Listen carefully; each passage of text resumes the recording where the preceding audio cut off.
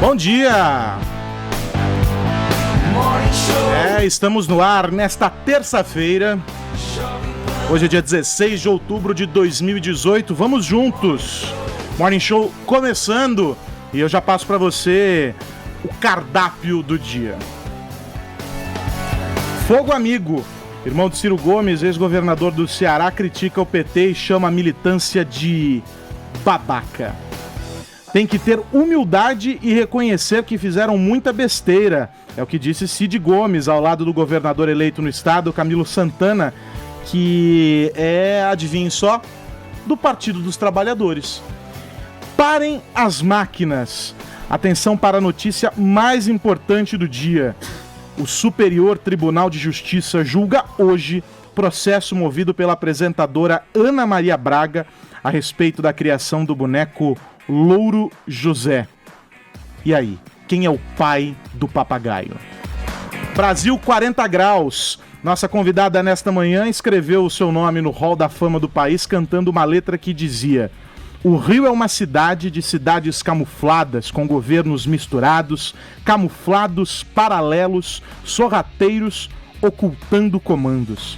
Tô falando, claro, da Fernanda Abreu, que vai fazer um show muito legal aqui em São Paulo, e a festa Amor Geral. A gente vai falar sobre amor e, claro, sobre política. Afinal, o Brasil é o purgatório da beleza e do caos. Vamos juntos, o Morning Show dessa manhã tá só começando.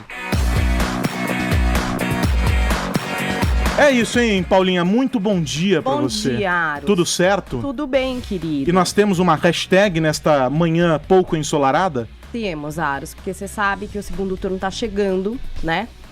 Alguém vai ser eleito, a gente vai ter um novo presidente. Tá. E aí eu não sei como é que vai ficar o Natal, né? Será que a gente vai poder ir no Natal em família ou a gente teve muita briga? Hein? Eu acho. Será que a gente perdeu mais amigos? Qual é o saldo processo? desse período eleitoral? Perdeu amigos, Vini? Bom, talvez você não precise gastar com amigo secreto, pelo menos, no final do ano, né? Tá excluído do amigo. Esse- Ou vai vai ter inimigo oculto. Pode ser também. Por isso que hoje eu pensei numa hashtag de união. União. Né? Eu acho que ninguém tem que brigar por causa de política, perder amigo, separar família, né? Tá certo isso. Não tá certo, Aros. É por isso que a hashtag de hoje é Refazendo Amizade. Se você brigou com aquele @, aproveita e manda um coração aqui pra ele, um emoji, uma coisa maravilhosa, um gif, um meme. Interaja com a nossa hashtag. Se a gente for pros assuntos mais comentados do Brasil, vale prêmio pra vocês. E claro que vocês também podem aí comentar os assuntos do programa através da nossa tag. Então é hashtag Refazendo Amizade. Você perdeu amizades, Joel, por causa do período eleitoral ou não? Eu fiz haters. Fez haters? Haters eu ganhei, mas... Que é seguidor também, né? Então tá valendo. Pra mim o hater é tão bom quanto o lover. Tá. Mas... Não tanto, né? Não Mas amizades não. Amizades eu fiz algumas. E você, Vini? Não perdi, não. É? Não perdi, não. E você que nos acompanha, perdeu amigos? Você deixou de falar alguém por causa de política? Ou deixaram de falar com você por causa dos seus textões no Facebook? E aí? Como é que você tá lidando com essa história de amigos e familiares que têm posturas diferentes, posturas políticas, evidente, diferentes da sua? Conta a sua história pra gente. Como é que é o seu almoço de domingo discutindo o segundo turno da eleição? Como é que tem sido o grupo da família com os memes políticos? O que você tá vivendo? Abra o seu coração. Na onda desta hashtag proposta pela Paulinha, no WhatsApp eu quero ouvir a sua história sobre fazer ou desfazer amizades por causa da política. O climão, a torta de climão no almoço de domingo. Manda mensagem pra cá, o DDD é 11 e o número é 931 17 1009. Manda vídeo, é mais legal, manda vídeo pra gente pelo WhatsApp aqui no Morning Show, que você sabe, tá lá com imagens no jovempanfm.com.br e no nosso canal no YouTube, Morning Show JP. Se você ainda não se inscreveu, corre lá e inscreva-se, porque tem muita coisa legal no canal do Morning Show. Então, é o seguinte, vamos juntos por esta próxima hora e meia aqui no Morning Show. Vamos lá, hein? Vamos abrir o noticiário na política, porque tá saindo mais uma pesquisa eleitoral. Aliás, ótimo, né? Como é que é? Tá saindo mais pesquisa eleitoral do que pão francês na padaria. É isso, Arcon? É isso. Bem bolado, bem Muito bolado. bom, hein? Tava bem inspirado. Tava, não, hoje pela abertura eu já vi. Eu vou até refazer depois esse texto da abertura aqui, porque ficou Bem bolado. incrível. E o Muito locutor narrou como se fosse algo espontâneo dele. também, né? Não, você se apropria do texto, Se apropriou né? mesmo, né? Finja que a inteligência é sua. É lógico, estamos aqui para isso. E é o seguinte, ontem à noite o Ibope divulgou mais uma sondagem a respeito da corrida presidencial neste segundo turno. E é o seguinte, Jair Bolsonaro abriu 18 pontos de vantagem sobre Fernando Haddad. O candidato do PSL tem agora 59% dos votos válidos contra 41% do petista. O índice de rejeição também confirma o favoritismo do capitão reformado. Segundo o Ibope, 35% dos eleitores não votariam em Bolsonaro de jeito nenhum. Um número que sobe para 47% no caso do ex-prefeito de São Paulo. Vamos para Brasília. Ô José Maria Trindade, nestes dias a gente tem ouvido falar bastante no nome de ministeriáveis. Até que ponto o anúncio desses nomes e as declarações do povo que está sendo cotado para a esplanada podem alterar o jogo? Os números dessas pesquisas, né, sobretudo fazer com que os números oscilem. Bom dia para você, Zé Maria. Estão sentando na cadeira antes de efetivamente receberem o título? É isso, viu? Olha, seguindo aí a inteligência do Arcon, né? Brasília é como padaria, tem notícia quente toda hora. Olha lá, hein? Inspiradíssimos Muito os bom, dois. muito bom. Usa essa amanhã, muito Arcon. bom. Usa essa amanhã. Vanguarda Pois do é. trocadilho. Olha só, antigamente, Arcon, Yaros, era arrogância, era uma prepotência fazer um ministério antes da posse, antes de ser eleito, né? Agora não, a coisa entrou numa normalidade que me fez pensar até se não seria bom um presidente da República, um candidato à presidência, que lançasse a sua candidatura já dizendo por antecipação: meu ministro da Fazenda vai ser aquele, meu ministro da Educação vai ser aquele, o meu ministro da Justiça vai ser aquele, meu ministro tal vai ser assim, sabe? Há mudanças na vida política, assim como há mudanças na sociedade. Então, antigamente, isso seria considerado precipitado e arrogância. Mas eu vou te contar uma história aqui.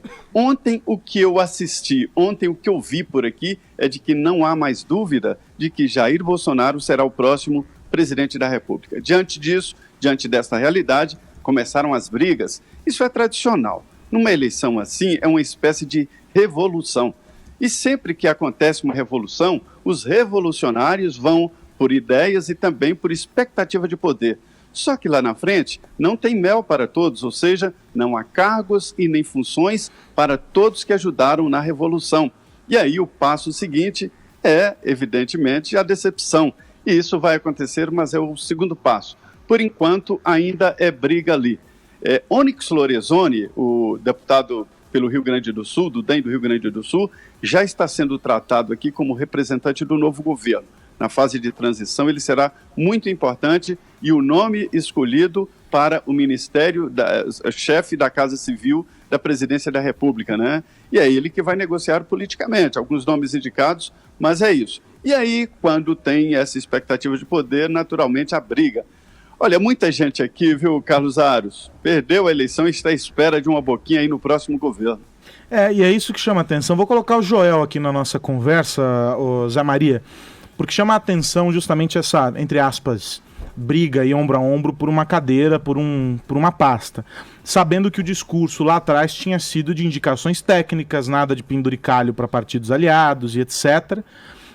Mas parece, Joel, que é a política sendo a política aqui no Brasil, como a gente sempre assistiu, né? Nada de novo nesse caso. É claro, mas e vamos ser sinceros, a indicação política não é nem uma coisa só brasileira, né? No mundo inteiro funciona assim. Você tem aliados de outros grupos que vão querer ser contemplados também, você indica pessoas também daqueles grupos. O que um bom governante pode fazer é ter algumas cadeiras, digamos assim, alguns ministérios que ele prioriza e dá realmente para para coisa mais técnica, para pessoa mais bem preparada, independente de qualquer consideração política. Mas grande parte deles não. Isso já era sabido e é meio que um estelionato com a população fingir que dá para fazer algo completamente diferente disso. Para governar, você precisa ter aliados, você precisa ter gente ao seu lado. E as pessoas querem, sim, acesso às posições aí com maiores recursos, com maior importância na política, porque todo mundo quer subir. Você tem que ajudar outros a subirem com você para eles te ajudarem. Então é claro que isso vai acontecer. E como o Trindade bem disse, né, agora parece que está bastante definido, né, vai ser Bolsonaro mesmo, estamos todos discutindo aí possíveis nomes de ministério. Eu não sei, o que você acha dessa mudança, Trindade? Hoje em dia a gente já discute o ministério antes, parece interessante, né, a população fica sabendo um pouco mais de antemão, assim. É um tempero, né? O que vai acontecer, né? Se você me perguntasse há tempos atrás, há anos atrás, eu te diria que se trata de uma arrogância, algo parecido com o Jânio Quadros aí, que sentou na cadeira, desculpa, o Fernando Henrique, que sentou na cadeira da Prefeitura de São Paulo para tirar uma foto e o Jânio ganhou e desinfetou a cadeira depois, né? Então parecia isso. Mas olhando agora, sabe o que eu acho até coerente? Pelo menos antes da eleição, você sabe quem vai ser o ministro. Isso é uma beleza, né?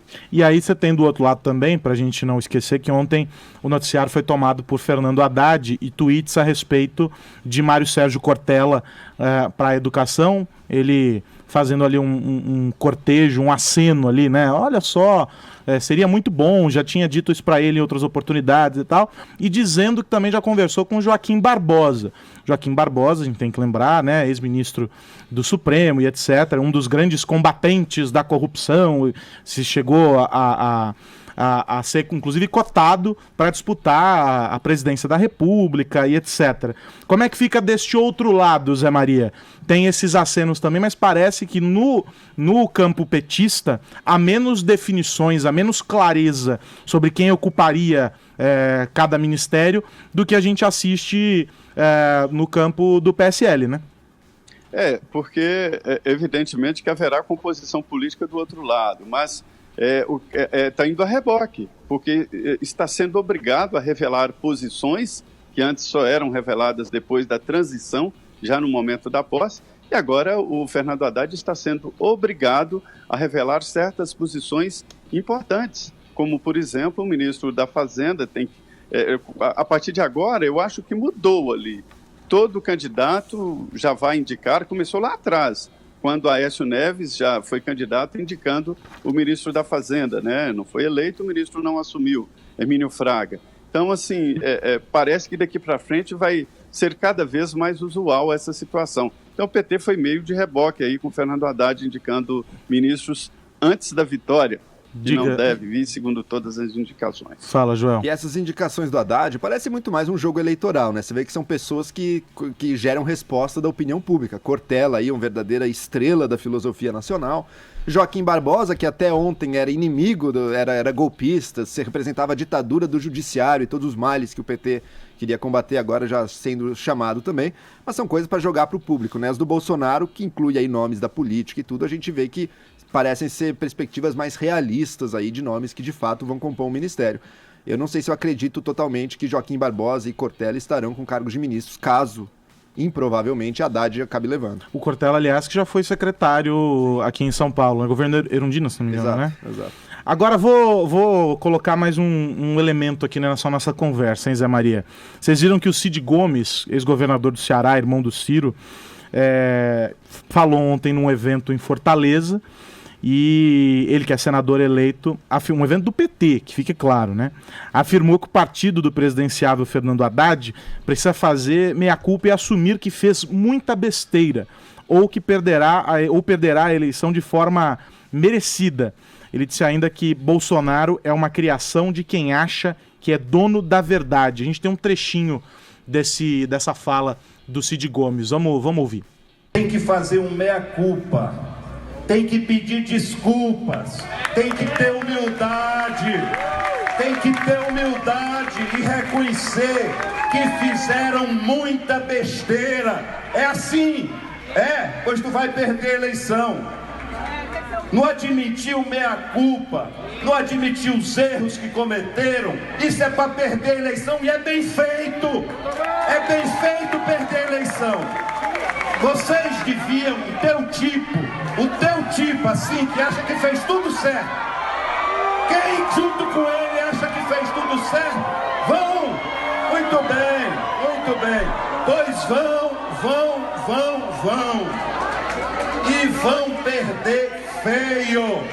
Vão perder feio, porque fizeram muita besteira, porque aparelharam as repartições públicas, porque acharam que era dono de um país e o Brasil não aceita ter dono.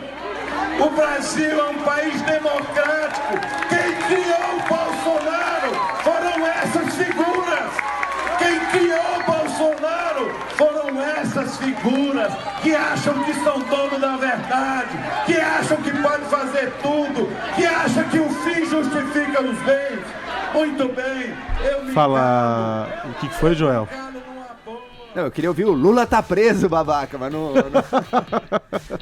povo gritando ali. Né? Ô, Ares, e lembrando que o Ciro, né, irmão de Cid Gomes, acabou viajando, não manifestou total apoio assim ao Fernando Haddad, apenas manifestou ali um ele não, né? Mas tem aquele ressentimento de não ter sido apoiado pelo PT nessa campanha. E essa fala do Cid, ela pode estar amparada muito pelo pensamento também do que o Ciro Gomes hoje está pensando em torno desse segundo, do que aconteceu nesse segundo turno aí.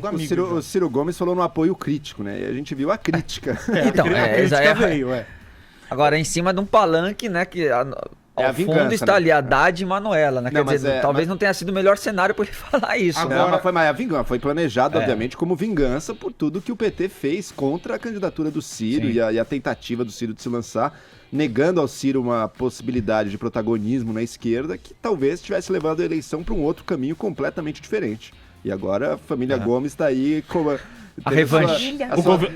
O governador eleito deve ter, nesse momento, se lembrado muito do filme O Inimigo Mora ao Lado, né? E aí, Zé Maria, mora ao lado? Parece assim, humorista pedindo seriedade. Porque os Gomes pediram humildade com um ego desse tamanho. É um senador eleito, né? Falando do Ceará, a casa dele, onde ele foi campeão de votos. E ele fez um acordo geralzão lá, procurou adversários antigos e fez uma composição porque queria muito voto para Ciro Gomes.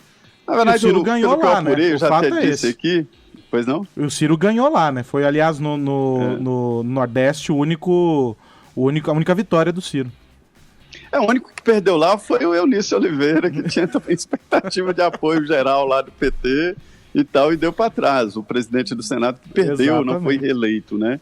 Então, assim, quem tem um aliado assim, para que adversário, né? É o que todo mundo está dizendo. De certa forma, o Fernando Haddad, como você disse, está procurando algumas instituições, alguns nomes públicos, porque acabou a ideia do partido político. Não adianta você sair de braços dados com o presidente de partido, receber apoio de partido político, isso não está sendo revertido em votos. Então a estratégia agora é buscar Joaquim Barbosa, nomes do imaginário popular e que tem apoio, né? Os chamados grandes eleitores.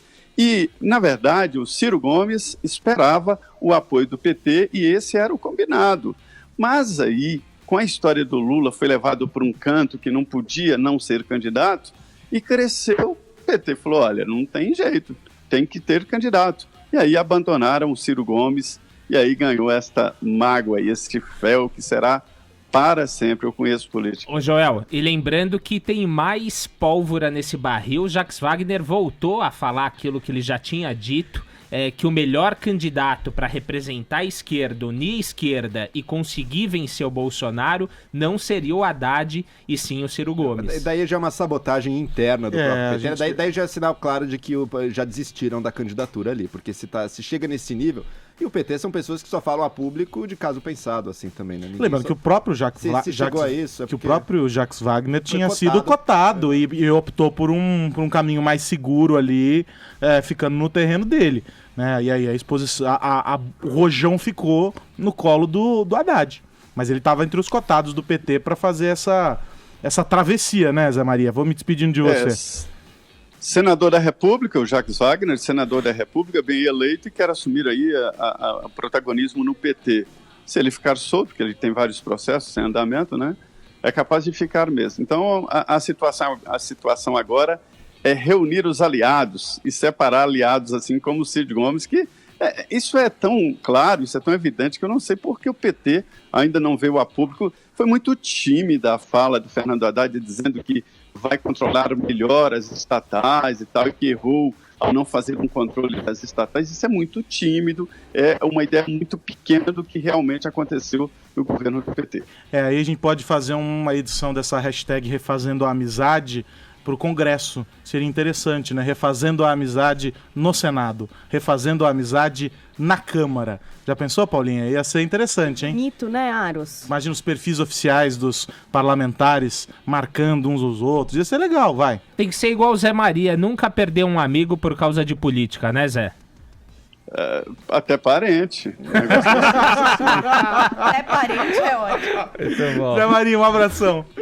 Obrigado, bom dia. Vamos fazer uma parada aqui nesse Morning Show. Você continua participando pela hashtag Refazendo a Amizade, inspirado aí nesse papo com o Zé Maria, com o Joel.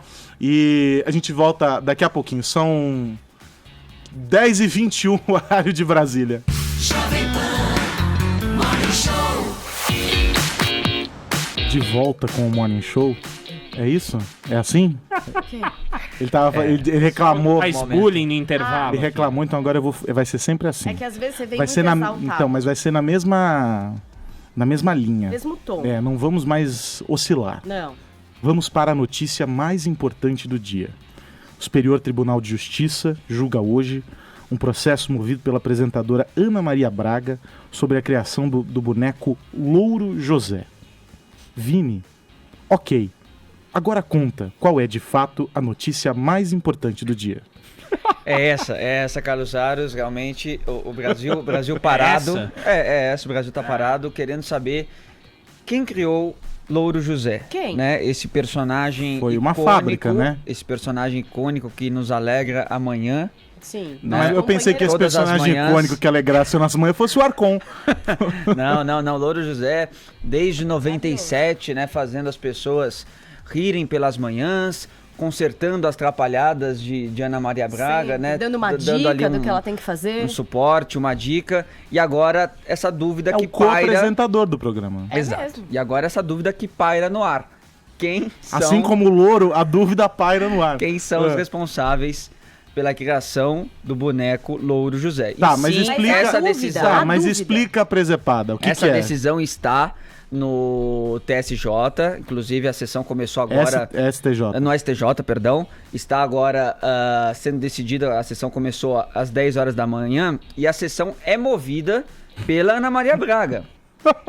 E Ela é a mãe e o pai do Louro? Ela quer ter o nome dela no lugar da mãe e do pai do Louro. Isso, o processo começou em 2012, então já se arrasta. Quem teve moveu o alguns- processo? A Ana Maria Braga e também o ex-marido dela, o Carlos Madrulha. Que era o empresário dela. Isso, que É. dizem ser os responsáveis aí pelo desenho, pela voz, pelas cores, ou seja, por todo o desenvolvimento, concepção do toda personagem. a concepção do personagem do Louro José. E quem é a pessoa contra...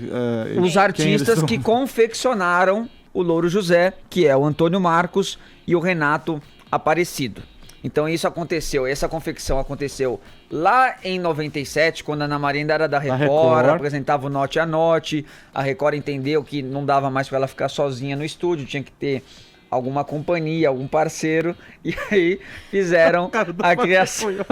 Fizeram Eu a acho criação. maravilhosas essas reuniões, eu queria estar Isso. muito, sabe? Olha, a Ó, gente decidiu e o precisa seu ter- parceiro de cena Vai ser um boneco. vai ser um louro, a Vai ser um gente vai fantoche. fazer um louro, você vai ficar conversando com o louro, que é um boneco, e vai ser muito Tá, bom. mas aí e isso vocês dá estão certo. subestimando o cara que teve Não, essa deu ideia, muito porque o certo. fantoche hoje Deu certo. arrasa no programa. Arrasa com certeza. demais, mas a reunião é louca, O né? artista, a pessoa que... Eu imagino que Que existe uma pessoa incorpora- que faz o então, É Louro, o né, Tom que não- Veiga. É o Tom Ele- Veiga ele tá de que lado ali? Não, tá desde do primeiro momento até hoje ele tá junto com a Ana Maria Braga. Sempre foi ele que É um que parceiro fez da Ana ali Maria, né? a criação do... Aliás, eu dou a dica pro STJ.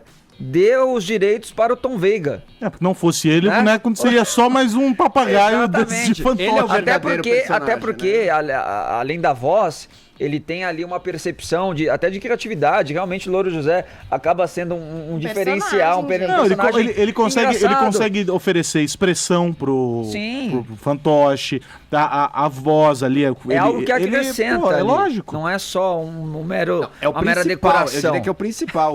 Mas aí... O fantoche poderia ser diferente. E aí a Ana Maria agora... Se a Ana Maria perdeu o processo... Não, mas é ela que tá movendo o processo e pede uma indenização de R$650 mil desses 2 artistas.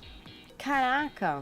Pelos direitos. Porque que acontece? Quando ela foi com o ex-marido dela... Mas eles exploraram essa imagem quando eles foram, ela e o marido dela, registrar lá o boneco, já estava registrado no nome dos 2 artistas. Entendi. Né? Então aí que esse processo começou.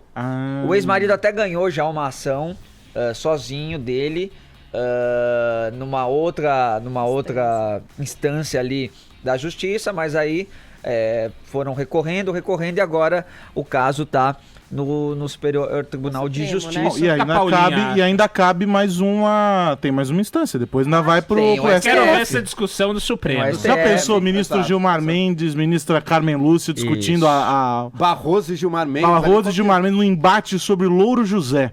Eu acho que o Barroso vai ficar do lado da Ana Maria Braga, mas é uma especulação. Por quê? Não sei. Não, porque é um achismo que eu tenho, ele gosta muito dela, a gente vê que ele assiste mais o Joel fez um levantamento sobre os últimos processos envolvendo papagaios no... Eu acho que vai mais nessa linha. Assim. Agora, eu não sei de que forma que esses 2 artistas lucram com a imagem do Louro José. Porque aí isso sou eu especulando, tá?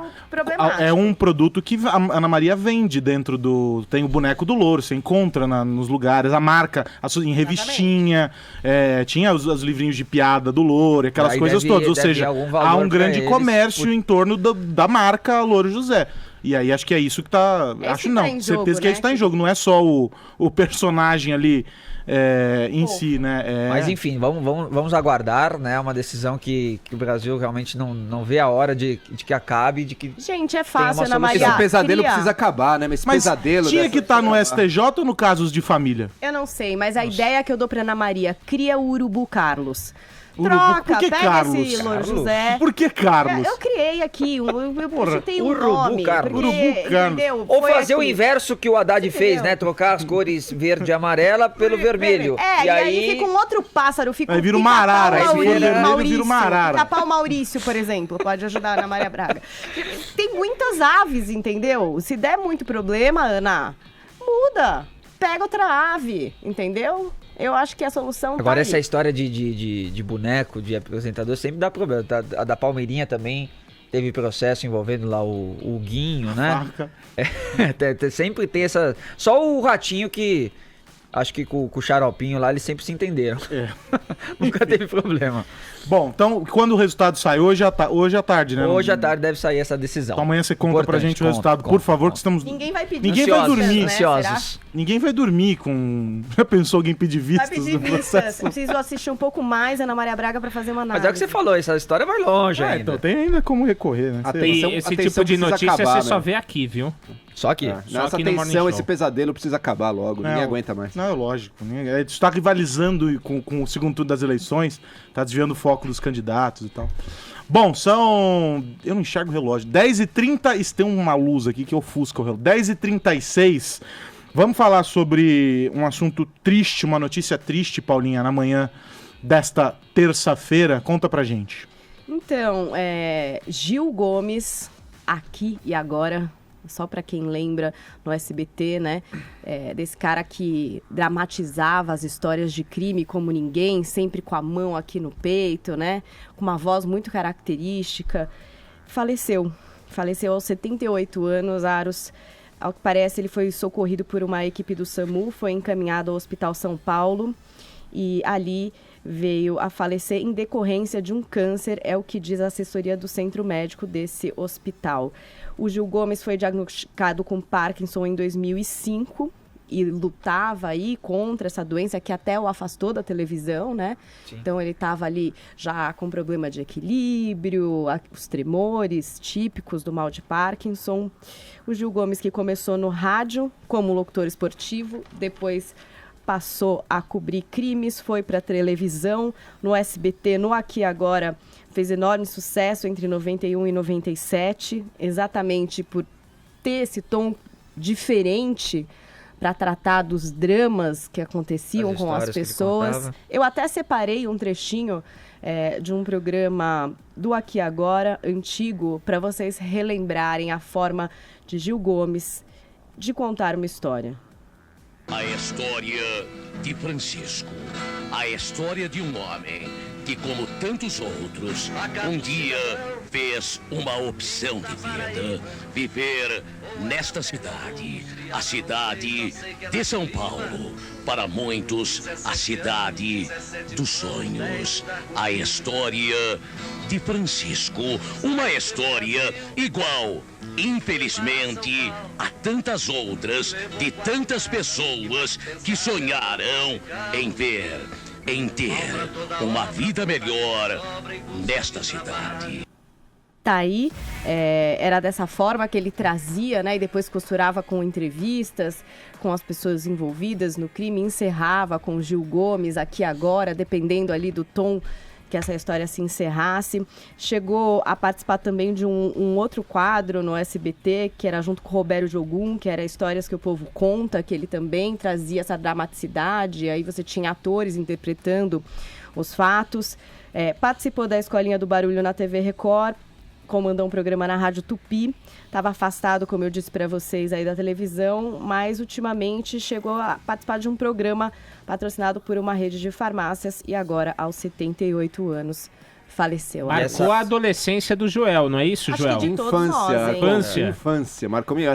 Eu sempre fui do SBT, né? Eu assisti SBT, então Aqui e Agora, passando ali, programa bem adequado para crianças. O Vini, que conhece bem a área, pode confirmar. Esse tom soturno do Gil Gomes, em alguma medida, influenciou muitos jornalistas e repórteres policiais, como o próprio da Atena, o Marcelo Rezende, quando eles contavam as histórias. Eu lembro muito, até assistindo agora esse trechinho aí que a Paulinha mostrou pra gente, da forma que o Geraldo Luiz faz muito hoje o programa dele, né? De contar as histórias, de dar bastante dramaticidade, atenção para todos os detalhes que aquela história o cerca, os personagens, né? Claro, de uma outra maneira, mas um pouco inspirado nisso que o Gil Gomes fazia no Aqui Agora. Foi um dos repórteres icônicos que marcou a época, realmente naquela época aquela geração ali do SBT, e inspirou muitas imitações também, né? Todo mundo gostava de fazer esse jeito do Gil Gomes falar, gesticular as mãos. Realmente um grande nome do jornalismo. Linguagem, né? A repetição de palavras, a ênfase em determinadas palavras, termos e expressões. Elementos, aprender a atenção. Aprendi a atenção. Exatamente. Era da Moca, né?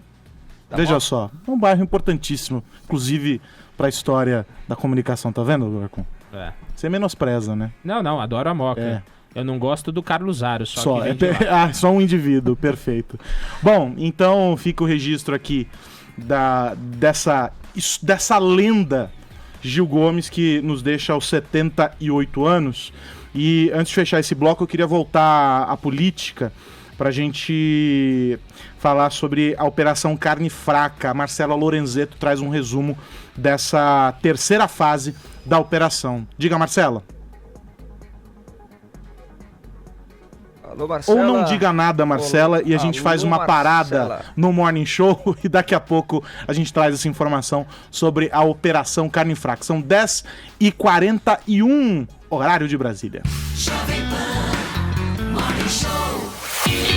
De volta com o Morning Show aqui pela Jovem Pan. E olha só, o ministro Carlos Horbach, do Tribunal Superior Eleitoral, suspendeu links de sites e redes sociais com a expressão kit gay, recorrente no discurso do candidato do PSL à presidência da República, Jair Bolsonaro. Vinícius Moura, nos explique essa questão, por favor. Pois é, muito tempo, né, já que o Bolsonaro fala sobre essa questão aí do tal do kit gay, que agora, durante essa campanha, ele tem associado até essa inclusão com o Fernando Haddad, quando ele era ministro da Educação do governo Dilma em 2016, né? Então ele faz até a associação a esse livro que a gente até já mostrou aqui no Morning Show, né? Que é o Aparelho Sexual e Companhia, livro que ele levou até no Jornal Nacional, e faz associação com o projeto do Haddad, que era o Escola Sem Homofobia, mas isso não chegou a ser implementado em momento algum, né? E não foi Nem esse livro foi distribuído comprado nas pelo escolas públicas também para crianças de 6 anos, como o Bolsonaro coloca na campanha dele, né? Então, foi feito aí o pedido pela defesa do presidenciável Fernando Haddad para que esse conteúdo seja retirado, tanto do Facebook como do YouTube, e aí o ministro do TSE já recomendou, então, que todo esse material seja excluído e que também seja colocado ali, também pediu ao Google, né, que seja identificado o IP de usuários, né, que tem aí essa conexão, que são responsáveis por essas postagens relacionando também a fala do Jair Bolsonaro, do kit gay, associando também ao Fernando Haddad, Aros. E aí, Joel, mais uma vez é aquela tentativa, nesse caso aqui, nem envolve necessariamente fake news, a gente fala disso daqui a pouco, mas envolve uma necessidade gigantesca de, em casos como esse que a gente vive de eleição, de um trabalho dos órgãos judiciais, das próprias polícias, enfim, para se aproximarem mais das plataformas, para que a remoção de conteúdos quaisquer seja mais ágil quando ela começa a ferir o outro, porque a gente sabe a velocidade e o potencial de proliferação de tudo isso, né? Mas fica a pergunta, o conteúdo já fez um estrago enorme, sabe? Você tirar ele depois de um tempo, assim, o efeito disso já pegou a coisa, a ideia de kit gay, na verdade, pegou faz anos, que era um material de tentar combater a homofobia nas escolas. A gente sabe que esse tema não será provavelmente mais tocado em salas de aula a partir do próximo governo. E, enfim, combateu-se isso com a ideia de que estavam tentando fazer as crianças virarem gays. Agora teve essa ideia, pessoas ligadas à campanha do Bolsonaro chegaram a circular que o Haddad defendia o incesto como uma bandeira ali, que era algo que ele defendia nos livros dele, também retiraram. Mas é isso, a pessoa lança a mentira, lança a distorção, ela faz um estrago, depois tira, mas o estrago já foi feito, o efeito já foi gerado e fica por isso mesmo. Eu e toda a minha nerdologia, eu gosto sempre de dizer o seguinte: a internet não esquece. Então, essas tentativas. Aliás, tem um livro muito legal que fala sobre o direito ao esquecimento, da doutora Viviane Maldonado. E é um conceito muito amplo do direito ao esquecimento, vem sendo debatido em diversos países. No caso brasileiro, quando a gente fala sobre fake news e sobre os casos, me parece que houve uma questão lá atrás, e hoje a Mônica Bergamo traz uma nota dizendo que os ministros do TSE avaliam que aquela comissão que foi criada pelo ministro Luiz Fux quando era presidente da corte, falhou na missão de coibir as notícias falsas divulgadas na eleição, e que as medidas que foram sendo colocadas uma após a outra também não foram eficazes. Então a gente trata de duas questões aqui. Primeiro, o compartilhamento de notícias falsas, e o segundo, que é essa história de você apagar e etc. O conceito de você apagar termos, excluir parte da história de pessoas, porque, enfim, ela tem... aquilo causa prejuízo, algo que aconteceu lá atrás pode causar um prejuízo constante porque a internet não esquece. São coisas que, apesar de estarem próximas, são coisas absolutamente diferentes. O que eu vejo, e aí eu não sei vocês, sobre essa história de combate ao fake news, é que nós nos apegamos muito ao conceito e esquecemos que muito mais do que um conceito sobre fake news é um troço. Fui pesquisar outro dia para um material que eu estava produzindo, e a primeira vez que fake news apareceu foi no finalzinho dos anos 1800, quase virada para 1900, em um jornal norte-americano. E aí depois aquilo começou a evoluir e aí chegou no conceito que a gente entende hoje. O que eu via muito dessas falas do ministro Fux e de outros teóricos era que a gente estava combatendo muito o conceito, mas não se buscou entender o comportamento dos indivíduos para fazer com que a reação deles a esses conteúdos fosse diferente do que é. Então, quando a gente não vai na outra ponta, ou seja, a gente não prepara as pessoas para aquilo que está chegando como um tsunami, não tem, a reação delas vai ser o pânico, vai ser isso que a gente está assistindo hoje, o compartilhamento desenfreado. A gente combateu um conceito, mas a gente não levou esse conceito e tornou esse conceito palpável para as pessoas. E aí a gente está assistindo o que a gente vê hoje. Não tem diferença nenhuma do que está acontecendo no resto do mundo. Exato. E não se vai às causas, né? Se combate, por exemplo, as agências de checagem, que fazem um trabalho, acho que poderia ser melhor, mas que é um trabalho importante. Mas é um trabalho paliativo. Ele lida com um efeito, com o aparecimento de novas notícias falsas, refutam algumas. Óbvio que no tempo que um jornalista demora para apurar e refutar uma notícia falsa, outras 3 já podem ter sido feitas. Exato. Então não é aí que está a solução. Porque não vai nas causas. As O causas impacto não é o Mas mesmo, as né, pessoas João? têm impacto que ser não é o mesmo. responsabilizadas, Isso, né? Essa história isso. de Ir às encontrar causas, o IP, exato, entendeu? Essas coisas que têm que ser feitas. Ir às causas é punir o responsável por criar aquela Exatamente. mentira e divulgar, E por que traz danos, compartilhar, de especialmente repente. quando aquilo tem uma intenção eleitoral. E em segundo, perceber por que as pessoas estão acreditando tanto? Como é que as pessoas... um jornal publica algo, a pessoa fala, não, a mídia é mentirosa, eu não acredito nisso. Chega um boato de um anônimo no WhatsApp, naquele eu acredito. Como é que isso está acontecendo? Essa é a verdadeira causa, a disposição das pessoas de acreditar, que é causada, por sua vez, por essa realidade de polarização e de isolamento. As pessoas vivem dentro dos seus grupos, compartilhando as informações com as quais elas já concordam e se radicalizando aí. E é isso que precisa ser combatido. Essa dinâmica que está por trás das fake news. E aí tem 2 dados importantes para a gente poder fechar isso. É o seguinte, primeiro, de uma pesquisa do MIT, se não me engano, notícias falsas são 70% mais compartilhadas do que as notícias verdadeiras.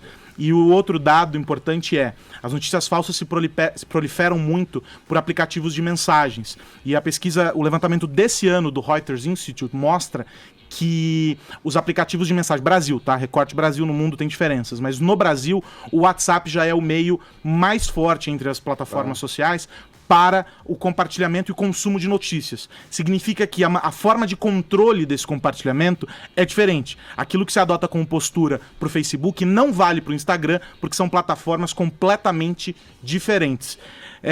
São 10h54, a gente precisa fazer a última parada dessa hora. O Morning Show volta já já. Jovem Pan Morning Show. Vamos lá, hein? De volta com o Morning Show. Eu já vou abrir a nossa entrevista de hoje passando um serviço. Tomem nota. No próximo dia 20, sábado, Fernanda Abreu e uma turma da Pesada vão promover a festa Amor Geral, às 11 da noite, na Áudio, aqui em São Paulo. Um evento que leva o mesmo nome do álbum e da turnê mais recentes da cantora, que está aqui com a gente. Bom dia, Fernanda. Bem-vinda. Bom dia, é um maior prazer estar aqui com vocês nesse Morning Show. Explica pra gente que festa é essa? Então, essa é uma festa, eu fiz uma primeira edição em fevereiro no Circo Voador, no Rio de Janeiro. E a minha ideia é levar para o palco não só o show Amor Geral, mas também outros artistas que conversam e dialogam com o meu som. Então, aqui em São Paulo eu chamei Rapping Hood, que o meu som passeia muito pelo hip hop, funk, rap, samba. Então eu chamei o Rapping Hood, chamei o Jalu, que é um menino também que faz música eletrônica, né? Lá de cima, né, do Brasil, mas que eu acho que é super interessante, que uma das coisas mais bacanas que eu acho que tem no Brasil é essa diversidade da música, né? De ritmo, melodia, poesia, harmonia. Estou trazendo 2 pessoas de dança, porque eu curto muito dança, que é a Pandy Brito, uma bailarina aqui de São Paulo, e o Sheik e o Negueba, que são 2 meninos do Passinho, lá do Rio, das comunidades, dançam muito, muito. E estou trazendo de Nova York o África Bambata, que foi o cara que participou no meu disco. A gente compôs uma música juntos chamada Tambor, fizemos o videoclipe também, a gente gravou no Rio de Janeiro. E ele tem um set espetacular, né? Então, a dinâmica da festa e o Não Recomendados, que é um grupo vocal super bacana. Então, a dinâmica da festa começam as danças, vem Pan, depois Sheik Negueba, vem a Silvia Machete, que é uma cantora super legal do Rio, que tem um número meio circense, com bambolês e tal. Tentar trazer para a festa outros gêneros de arte que não seja só a música. Um pouco de poesia, um pouco de dança, um pouco de circo e também... E são pequenas performances, 2, 3 minutos, aí começa o show e todo mundo participa, e depois o set do Bambata, fechando a festa. Ainda tem a Rock Master Party com o DJ André, tem o DJ Tubarão. Vai ser uma super noite. Acho que vai ser uma noite muito especial, especialmente porque eu acho que vem bem a calhar, eu acho, essa história do amor geral, Era isso né? que eu ia te perguntar. Tá faltando amor aqui? Falta amor? Eu acho que a gente está vivendo um momento bem difícil no Brasil. Eu respeito, de fato, assim, as escolhas das pessoas. Eu acho que é legítimo, né, que elas queiram escolher seus candidatos, independente do viés político, ideológico que eles tenham. Fico um pouco receosa por conta de fake news, que é uma coisa bem chata que a gente está vivendo, porque ninguém gosta de viver na mentira, nem de um lado nem do outro. Então, assim, a minha festa, eu falo para as pessoas, todo mundo é bem-vindo, menos quem for agressivo, porque é uma festa que fala de amor, que fala de paz, é para os encontros, é para dança, é para música, é para arte, é para cultura, é para curtir. É o lugar para se estar aqui no sábado em São Paulo, curtindo e espalhando um pouco de amor, que eu acho que a gente precisa, né? Porque o bicho está pegando, né? Eu acho que a sensação, assim, está muito tensa. A atmosfera está muito tensa. Então, eu acho que também a gente precisa dar essa relaxada, a gente precisa falar um pouco mais de amor, curtir, se encontrar, dançar, cantar. Eu acho que é importante nesse momento também. Quando você começou a desenvolver esse teu trabalho, você já estava mirando esse momento mais intenso do país, polarização, essa questão, a coisa da política se transformando num fla-flu ali, num embate, eu contra o outro. Você já mirava isso para passar essa mensagem ou foi por acaso, calhou? Não, eu já percebi ali, né, desde 2014, né, 2013, quando todo mundo foi para as ruas, né, teve uma mobilização grande brasileira, né, e acho que a pauta era muito genérica, começou com, não é só pelos 20 centavos, mas eu acho que aquilo se expandiu numa grande insatisfação do povo brasileiro, especialmente com o modus operandi da política brasileira, né? O povo foi para a rua pedir uma reforma política, o povo foi pedir uma série de outras demandas que não era só aquela questão do transporte dos 20 centavos. Aquilo ali também, eu acho que desabrochou num movimento incrível que foi a Primavera das Mulheres, né? Que foi muito importante também para o Brasil. Acho que é uma agenda humana que se colocou ali, e que a gente já começou a sentir uma certa polarização, né? Grupos de pessoas questionando se esse tipo de agenda humana vinha ao caso no meio de uma crise econômica tão grande, de uma crise política grande. E a gente, na minha opinião, eu acho que política é dia a dia, é diário. Todo mundo é um ser político, né? Então, não tem como a gente fugir de certas questões. É igual alguém falar, não vamos aqui cuidar de AIDS, porque a gente ainda tem a doença de Chagas no Brasil. Eu acho que tudo é possível de você levar as agendas adiante e discutir as questões que são pertinentes. E ouvindo os outros, gente, vamos escutar. Mesmo as pessoas que não têm a mesma opinião que você. Não dá pra gente já sair gritando, entendeu? Independente se a pessoa tem um argumento bom, não tem um argumento bom, acho que você tem que ir ganhando a pessoa pelo argumento, ou não ganhando, mas simplesmente escutando. Eu acho que tem muita gente gritando, uma boca gigante, e a gente tem 2 ouvidos e uma boca, e os ouvidos estão um pouco surdos, como diz o Roberto Carlos, todos estão surdos. E as redes sociais, Fernanda? Você está falando, parece que é só dessa relação pessoal, né? Boca, ouvido. Só que nas redes sociais, onde todo mundo pode falar e tem uma voz ativa, mas eu não sei se as pessoas estão conseguindo conversar. Qual a percepção que você tem do papel das redes sociais em meio a essa polarização que está acontecendo? Eu particularmente me posiciono na minha rede social, que é um espaço meu, né? Eu tenho o direito de me posicionar lá. E o que eu vejo é o seguinte, no começo eu percebi que tinha muita gente agressiva. E aí eu fui logo colocando, eu falei, aqui não é um espaço para agressão, aqui é um espaço para debate. Você pode falar suas opiniões, a gente pode conversar, você pode me convencer, eu posso te convencer, nós podemos não nos convencermos, mas sem agressão, sem xingar, né? Porque aí começa aquele negócio, a piranha, tá mamando na teta do governo, ou sei lá o quê. Isso é muito forte hoje em dia, essa coisa do dinheiro que vai pra cultura, Lei Rouanet, é uma coisa que...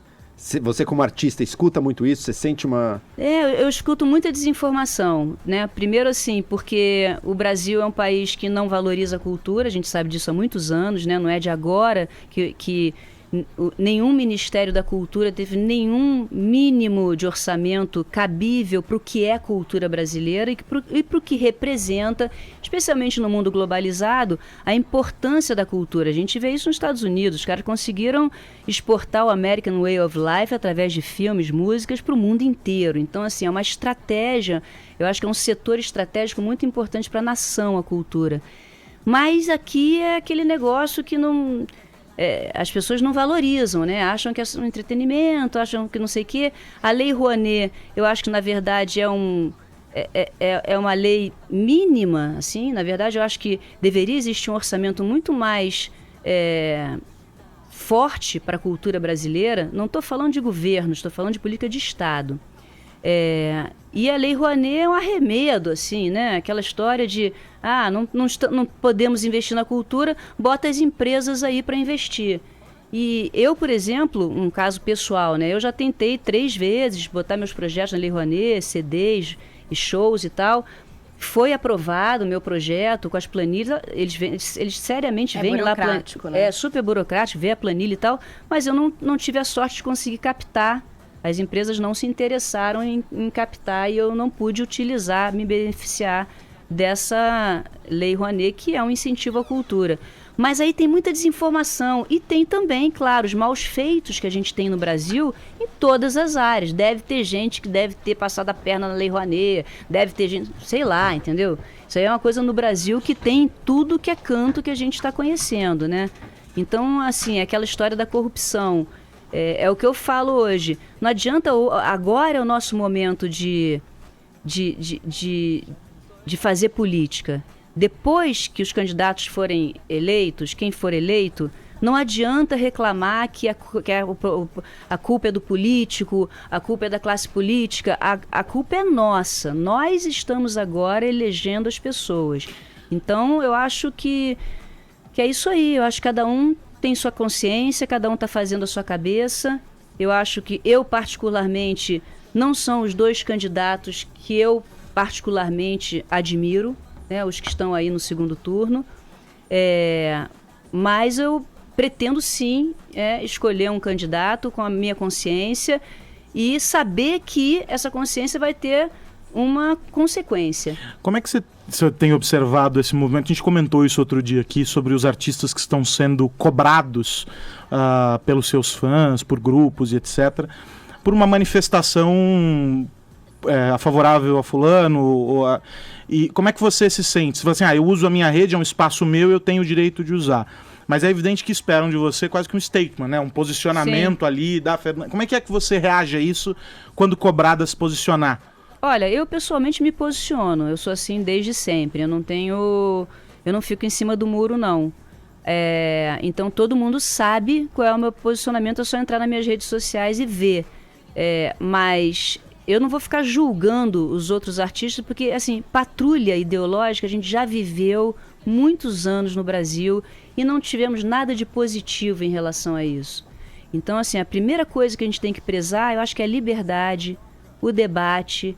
Então, assim, meu último post foi a favor do debate dos candidatos. Por quê? Porque a gente quer saber. A gente quer saber quais são as propostas, a gente quer saber se qualquer um deles que se tornar presidente, o que pretende fazer. A gente não pode ter surpresa, gente. Já basta aquele Collor com a caderneta de poupança. Eu acho que, assim, o brasileiro não está precisando de surpresa. Então, vamos esclarecer, vamos cada um colocar o seu ponto de vista, seu projeto, claramente, debater. E aí o eleitorado tem como optar, claramente, sem dizer, fui enganado, eu não sabia que era bem isso, será que era isso mesmo? Então, eu acho que é isso. O momento agora é de se informar da melhor maneira possível, na minha opinião, tentando evitar as fake news, que é muito difícil, mas dos 2 lados. E acho que tentar se informar, e a melhor maneira é ver, tete a tete, frente a frente, 2 candidatos debatendo suas ideias. Isso é assim no mundo inteiro, em toda a democracia, não tem por que ser diferente no Brasil. E as pessoas vão poder, a partir daí, eu acho que decidir seu voto. E espero que o Brasil melhore, sinceramente, espero mesmo. Não só economicamente, politicamente, mas o ambiente, né?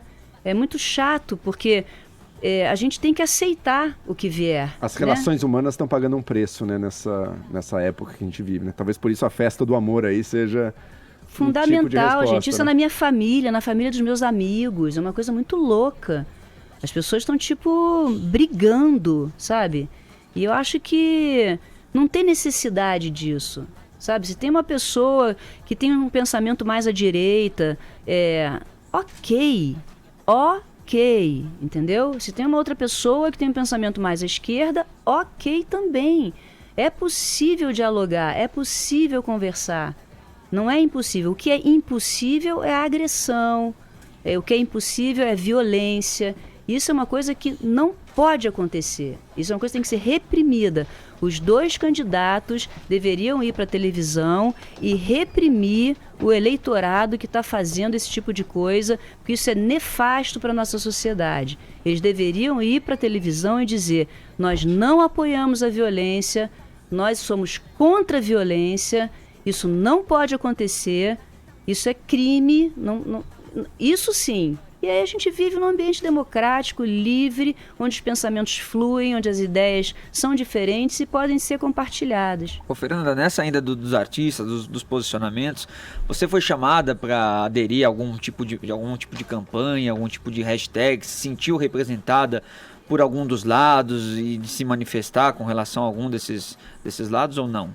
Não, eu nunca fui chamada a fazer isso, eu fiz por conta própria mesmo, entendeu?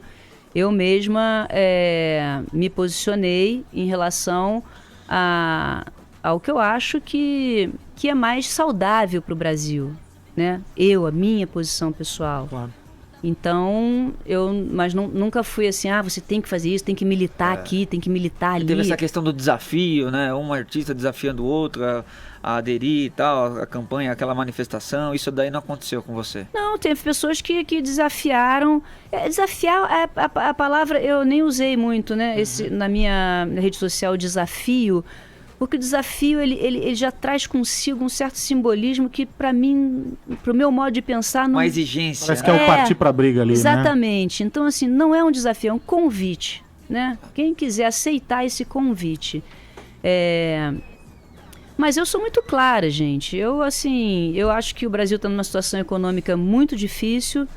Eu, na verdade, não conheço as propostas econômicas claramente dos candidatos em relação ao posicionamento mesmo de mercado, em relação às empresas públicas e estatais, em relação ao que eles pretendem fazer, né, economicamente, né, lá no Ministério da Fazenda. Politicamente, eu não vejo eles falando em reforma política, então isso é uma coisa que eu gostaria de ouvir, que eu não estou ouvindo, né? Quem é que vai levar a cabo a reforma política?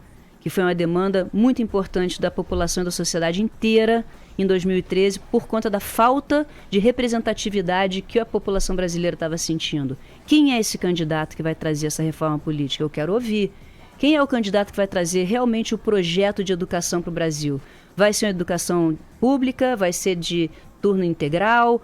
Como é que vai ser a valorização do professor? O que vai acontecer? Em relação à saúde, qual é a ideia realmente real?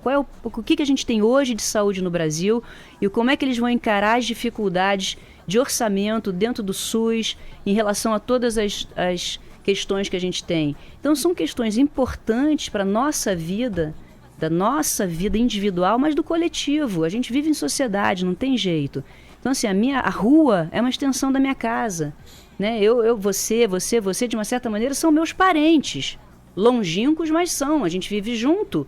Não tem como. Eu vou ter que dar bom dia, boa tarde. A gente vai se encontrar na rua, a gente vai andar de carro, a gente vai entrar num cinema, a gente vai estar numa faculdade, a gente vai estar no mesmo trabalho, aqui na rádio, vai se encontrar tudo, entendeu? Então, assim, a coletividade, a gente tem que pensar não só na gente, no que vai ser mais legal pra gente. Eu vou votar nesse candidato porque, pra mim, ele vai resolver o problema da minha aposentadoria. Ele vai resolver o problema do meu... Não, o que vai resolver pro Brasil? Porque a gente sabe que já não adiantou mais, no Rio de Janeiro especialmente, não sei aqui em São Paulo, a gente gradear a rua. Gradearam todos os prédios. Botaram isso filme em todos os carros. Então as pessoas estão presas, né? A gente está na sociedade, a gente está na cidade e a gente está preso. Eu quero liberdade. Então, o que a gente vai fazer para a gente começar a conviver novamente com a liberdade? Porque a gente não tem. Então não adianta, eu vou votar no fulano porque ele vai resolver o meu problema da segurança com o meu carro blindado, ou eu aqui na minha comunidade vou votar aqui no cara, no bandido que está aqui apoiando o fulano. Não importa se é rico ou se é pobre, a liberdade não está aqui presente no Brasil para ninguém. ninguém está se sentindo seguro e livre. Então é um processo lento, não tem milagre, nenhum desses dois candidatos vai resolver nada a curto prazo, mas é um projeto, pelo menos é um encaminhamento de uma possibilidade de um projeto. Vamos ver.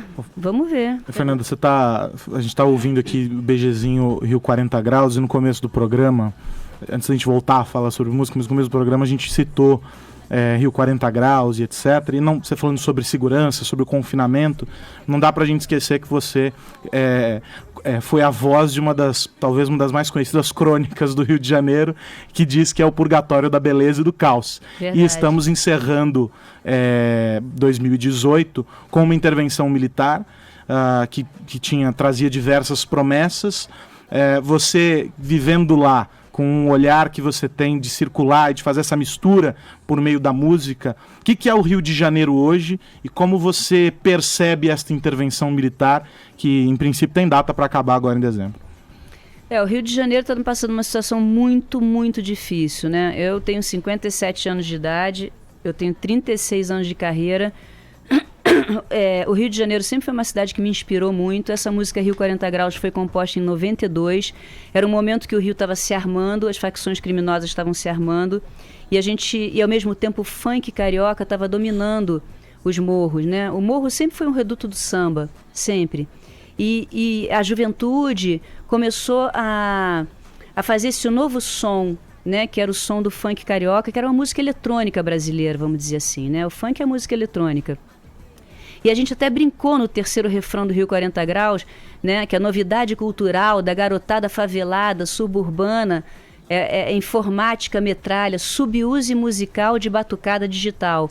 Porque a gente via as metralhadoras subindo as favelas e ao mesmo tempo o som rolando, né, a música eletrônica rolando. E a gente queria, na verdade, falar dessa novidade, né, da novidade da subuse musical, né?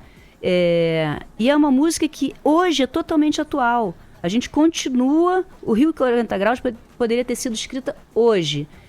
A intervenção militar no Rio de Janeiro, para mim, ela não disse o que veio ainda, né? Logo, eu não consigo entender uma intervenção militar sem inteligência, né? Então, assim, só confronto só gera mais violência, mais armas, mais fuzis. Para mim, só gera mais violência e insegurança para as pessoas no Rio. Eu quero inteligência. O Exército Brasileiro tem que ter inteligência para conseguir dar uma resposta à sociedade, por exemplo, quem matou a Marielle. Mas não é a Marielle. Ah, a Marielle, o motorista da Marielle. Tem tantas pessoas morrendo todo dia no Rio de Janeiro. Sim, tem muita gente morrendo. Nada justifica a morte de ninguém. A vida de todo mundo é exatamente, igualmente importante. Só que a Marielle era uma vereadora. Tem um simbolismo político. É um ato terrorista o que houve. E aqui no Brasil, a gente não está habituado a atos terroristas. Então o Exército tem que dar conta dessa resposta desse ato terrorista. Então, para mim, eu acho impossível, depois de 4, 5 meses, essa resposta não ter vindo. Então, eu só posso imaginar que falta um setor de inteligência. E que eu acho que é o que falta no Brasil em geral, pelo que eu estou percebendo. Então, assim, a intervenção militar, violência pela violência, exército na rua, fuzil, e mortes, e bala perdida, e não sei, isso aí a gente já está cheio no Rio de Janeiro. Ninguém aguenta mais isso, né? A gente tem que mudar esse modus operandi. Vamos fazer uma parada rápida aqui nesse papo com a Fernanda Abreu no Morning Show e a gente volta rapidinho, 11h20 pelo horário de Brasília. Jovem Pan Morning Show, Jovem Pan Morning Show. Jovem Pan Morning Show. 40 graus. Volta com o Morning Show. Vamos saber o que as pessoas estão dizendo sobre refazer a amizade, Paula Carvalho? Nossa hashtag do amor, hashtag refazendo a amizade. Vamos ver o tweet da galera aqui. Então tem Meu Irmão Quer Saber, esse nome maravilhoso para o Twitter. Estarei hashtag refazendo a amizade após a eleição, mas nunca mais verei você com os mesmos olhos. Veja bem, acho que Veja sobrou um só. ressentimento. Hashtag reflita. Não sei. Aí, The Retweets, que sempre participa aqui com a gente no Twitter, hashtag Refazendo Amizade. Eu não tô discutindo nem por dinheiro, que dirá por política. Justo. Esse não tá querendo, né? Não tá querendo guerra com ninguém, não é verdade? Hashtag Refazendo Amizade do Rogério Barça. Nem vou precisar. Com respeito mútuo, amizades não se abalam por divergências políticas. É isso. Tá bom, queridos? Falou tudo. Falou tudo aí o Rogério. E nós temos mensagens que chegaram pelo WhatsApp, Vini? Tem, e vocês vão ver a mensagem de um cara que foi vítima dessa violência, viu, Carlos? Vixe, vamos lá. Bom dia, amigos do Morning Show. Meu nome é Denis Teixeira, sou do Rio de Janeiro. Hashtag Refazendo Amizade. Acredito que ainda vai demorar muito para chegar a fase do Refazendo Amizade. Acho que antes disso vai vir a fase do jogando na cara, em que um lado vai jogar na cara, eu te avisei, do outro lado pode também vir a jogar na cara, mas eu que te avisei, vai ficar nessa até passar o período negro e aí voltar ao normal, mas ainda vai vir a fase do jogando na cara. Bom dia, um abraço e vamos em frente que a semana começou pra mim, pelo menos que sou da Construção Civil. Só trouxe verdade. Só falou verdade. Vai ter. Ô galera do Morning Show, sou o Júlio Leal aqui de Barueri. Tô muito feliz pelo povo brasileiro começar a debater política de forma séria. Mas é o seguinte, política não é Fla-Flu, não é São Paulo e Corinthians. Partiu pra discussão, cai fora. Perder amizade e familiares por conta de política não dá. Um abraço a todos. E aí pessoal do Morning, tudo certo? Meu nome é Juliano. Queria falar que o clima tá bem legal, tá tudo sob controle. Caraca. Tá tudo tranquilo. É Um olho abraço pra roxo? todos, vamos pra cima. Caramba, meu. meu. Olho roxo. Isso foi Clima um tá drama, bacana. ele é Não, ator? mas aí eu sou ou não? obrigado a perguntar o que aconteceu. A mensagem para aí? Para aí. Então para você aí. tem que mandar uma mensagem pra explicar. Vai que você tropeçou na porta do armário e tá espalhando fake news. Fake news? Queremos saber a história completa. Manda o resto da mensagem pra Isso nós. aí foi a briga Ou então acirrada ele- no primeiro turno entre Marina e Alckmin. Ah, era uma disputa muito quente. Então ele tá em Paris, né? Se lá tem outro lugar. É o seguinte, tem que mandar o resto da história pra gente, por favor. Vini, fica de olho aí se ele ficar mandar o aqui, resto da história. Eu pede pra ele aí. Tá bom. Manda, devolve mensagem, queremos saber o que aconteceu. Adorei esse hashtag Refazendo Amizade, é ótimo. Essas coisas positivas é que são boas, gente. Isso que a gente tem que falar mesmo, é festa amor geral, é pra gente se encontrar, é pra gente curtir também a vida, gente. Senão fica muito chato isso, fica insuportável. Uma coisa é falar de política, que é ótimo, né? O brasileiro tá falando de política, tá conversando. E outra coisa é essa chatice desse Fla-Flu, aquele cara tem razão. Entendeu? Quem tá ganhando, quem tá perdendo, quem vai perder, quem vai ganhar. Não, gente, todos nós vamos perder e ganhar. Galvão Bueno, né? Vai Palavras de perder, vai sabedoria ganhar. A Dilma já É disse isso, né? Se lembra? Bom, mas a Dilma era muito louca, né? Mas, Fernanda, eu queria trazer a conversa um pouquinho pra música aqui. Aham. Eu queria saber o que você tá sentindo do cenário musical brasileiro agora, que a gente tem uma clara dominância aí do sertanejo, muito forte, funk também. Será que outras coisas estão perdendo espaço aí nessa... Olha, eu acho que o Brasil sempre foi meio cíclico, assim, né? Eu já passei minha época ali nos anos 80, que o pop rock dominava totalmente. E eu encontrava muita gente, muitos outros artistas de samba, né? De outros gêneros, falando, pô, vocês estão dominando o mercado, não tá sobrando pra ninguém. Aí nos anos 90, me lembro, assim, da ascensão total do axé, né? Me lembro falando com a Daniela Mercury e tal, e as pessoas reclamando, pô, só dá axé, e agora só dá sertanejo, só dá funk. Eu acho que tem um pouco isso, assim, o Brasil tem um pouco essa coisa meio cíclica de jogar ali pro establishment, ficar um tempo ali, aquela onda, né, surfando aquela onda. Mas eu acho que a música brasileira é tão rica, é tão incrível, e a cada dia surgem talentos e compositores e artistas e cantores e cantoras tão bacanas, assim, você consegue ver isso em muitos gêneros diferentes, né? Por exemplo, São Paulo no hip hop, né, que já começou há muitos anos atrás, comecinho dos anos 90, final dos anos 80, você tem até hoje, a cada semana despontando um rapper legal, né? Uma galera de dança legal, uma galera de grafite legal. Então, assim, a cena do hip hop está crescendo. Apesar do sertanejo estar aí dominando, do funk estar dominando. Então, o samba tradicional tem uma galera nova né, bons músicos fazendo chorinho, compondo samba tradicional, que está crescendo a despeito do sertanejo. Então, assim, a música brasileira talvez seja uma das coisas que a gente realmente pode se orgulhar, eu acho, como brasileiro. Até mais que o futebol hoje, nos dias de hoje. Acho que a música está salvando aí a nossa identidade. Antes de eu fechar aqui o programa, eu vou repassar o serviço da Festa Amor Geral. Sábado, dia 20, às 11 da noite, na Áudio, em São Paulo. E a pergunta é, Fernanda, para quem nos ouve pela Rede Jovem Pan em várias cidades do país, essa festa vai rodar o Brasil? Como é que tá a agenda disso? Pô, seria maravilhoso, porque é uma festa grande. A minha ideia é exatamente fazer um intercâmbio, poder levar o show Amor Geral, mas poder chamar artistas locais para participar. Eu acho que isso é que é bacana, trazer novos talentos de cada cidade para colocar dentro da festa. E DJs, né, que eu adoro os DJs. Assim, é uma galera que eu curto desde o meu primeiro disco solo de 1990, uma galera que está junto comigo desde sempre. É uma galera antenada, com música nova, trazendo sempre novidade. Então tem sempre DJ abrindo e fechando a festa. E essa ideia de espalhar o amor, gente, que eu acho que é isso aí. O amor como respeito, o amor como uma possibilidade de, né, como a resposta mais poderosa, né, que a gente tem hoje. Fernanda, obrigado pela visita aqui no Morning, um bom show para você e até a próxima. Valeu, muito obrigada. Queria convidar mais uma vez todos na Áudio, essa casa super bacana. Vejo todos vocês lá e vamos curtir, vamos dançar e vamos espalhar esse amor. É isso, o Morning Show desta terça chega ao fim. Um abração, Vini. Tchau, Joel. Tchau, Paulinha. Tchau, querido. Aroso, Tem vencedor? Vencedor Então, Juliano no WhatsApp, o tá? Juliano quem é? O que apanhou? O que apanhou, eu Tá. vou dar uma moral Mas pra ele. só vai receber o prêmio se contar pra gente o que aconteceu. Tá bom. Então, eu tô condicionando a entrega do prêmio a ele revelar o resto da história. Gente, Morning Show volta amanhã às 10 da manhã. Tchau.